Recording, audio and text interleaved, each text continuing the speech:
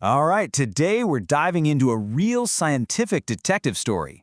I mean, this is a hunt for something that all the math tells us has to be there, but it's just gone, vanished without a trace. We're basically going on a mathematical ghost hunt. So let me just throw this out there.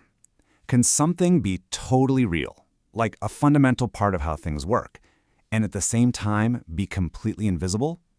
I mean, invisible even to our best, most sensitive tools. That's the core puzzle we're tackling today. You know, every good mystery kicks off with a missing clue, right? Well, for us, that clue is a hidden fingerprint, a universal signature that really should be all over our seine, but it's just not there. Okay, so what is this clue? It's something called the Feigenbaum constant. Now, don't get hung up on the name or the number. Just think of it like this. It's a universal rule, kind of like pi. It's a number that always pops up when a system tumbles into chaos in a specific way. It's the unmistakable fingerprint of that whole process. So, where were the detectives looking for this fingerprint? Well, let's head over to the scene of the crime. It's a mathematical world called the Bird Map.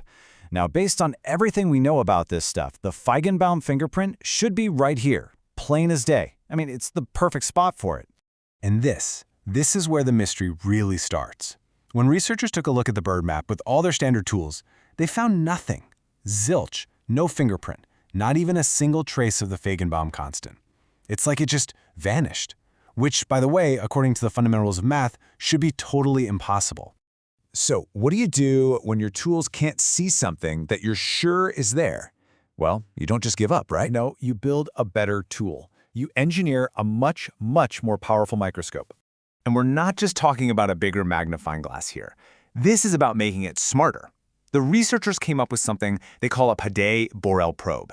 The best way to think about it is like an incredibly advanced ghost detector, a mathematical microscope built for one single purpose: to hunt down this invisible signal. Okay, but before you go out on a ghost hunt, you gotta make sure your equipment actually works, right? So the researchers put this new tool through a super rigorous 4-step reality check. They made sure it was aimed at the right place, that any signal it picked up was stable, and that you could crank up the power without it breaking. But the absolute most important step, that was the last one: calibration. Yeah, that final G4 test was the real acid test. To calibrate it, the researchers basically planted a fake signal, a known fingerprint, and then challenged their probe to go find it. And just look at these results. At every single power level, every setting they tried, it nailed it. It found that fake signal perfectly. I mean, 8 for 8. The tool was officially good to go. Totally calibrated, totally trustworthy. All right, so now they have a tool they can 100% trust. It's time to take this hunt to a whole new level, to a really extreme environment. A place where if that fingerprint existed at all, there would be absolutely nowhere left for it to hide. They call this place the Aether Limit. Let me give you an analogy here. Searching in the normal bird map, that's like trying to hear someone whisper your name in the middle of a loud, crowded party. There's just too much background noise. The Aether Limit, though, that strips away all the noise. It's like searching for that same whisper, but in a completely silent, soundproof room. If the signal is there, well, it should be screaming at you now. So the stage is set. They've got their perfect, super calibrated ghost detector. They're in the perfect, dead silent environment. They pointed their new microscope at the Aether Limit, and they looked for the signal. This was it, the moment of truth. After all that work, building the tool, calibrating it, setting up these perfect test conditions, what did they find? What was the answer? Absolutely nothing. The researcher's log says it all, and it's so blunt, in that way only science can be. No poles found. That's it. The signal, the fingerprint, our mathematical ghost, still gone.